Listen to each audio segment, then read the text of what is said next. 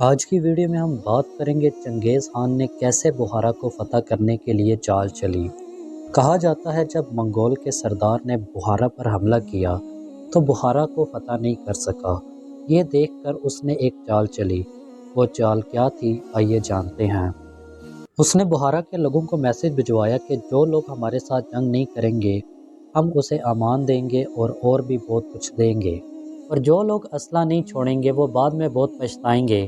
جب یہ پیغام بخارا کے لوگوں تک پہنچا تو لوگوں میں افراتفری پیدا ہوگی اور دو گروہ بن گئے بخارا کے اندر ہی۔ ایک گروہ نے کہا کہ وہ جھوٹ بول رہا ہے، اگر چنگیز خان کے پاس بخارا فتح کرنے کی طاقت ہوتی تو وہ ہمیں یہ آفر کبھی نہ دیتا، ہمیں مل کر اس کے خلاف لڑنا ہوگا۔ لیکن اس کے علاوہ جو دوسرا گروہ تھا اس نے کہا اگر چنگیز خان ہمیں امان دینا چاہتا ہے بغیر کسی خون ریزی کے تو ہمیں اس کی بات مان لینی چاہیے، جبکہ وہ اتنی طاقت رکھتا ہے کہ وہ ہمارے سر تن سے جدا کر دے، لہٰذا ہمیں اپنی اور دوسروں کی جانوں کو بچانا چاہیے اور چنگیز خان کی اس آفر کو قبول کر لینا چاہیے۔ اس کے بعد ایک گروہ نے چنگیز خان کو پیغام بھجوایا کہ ہم تمہارے ساتھ ہیں، جبکہ دوسرے گروہ نے کہا ہم تمہارا ساتھ نہیں دیں گے، ہم تمہارے ساتھ لڑیں گے۔ جب چنگیز خان کے پاس یہ پیغام پہنچا تو اس نے کہا جو گروہ اس کے ساتھ تھا کہ سب سے پہلے تم ہماری مدد کرو دوسرے گروہ کے ساتھ لڑنے میں، وہ باغی لوگ ہیں، اس کے بعد میں تمہیں بخارا کی حکومت دے دوں گا۔ جنگ شروع ہوئی۔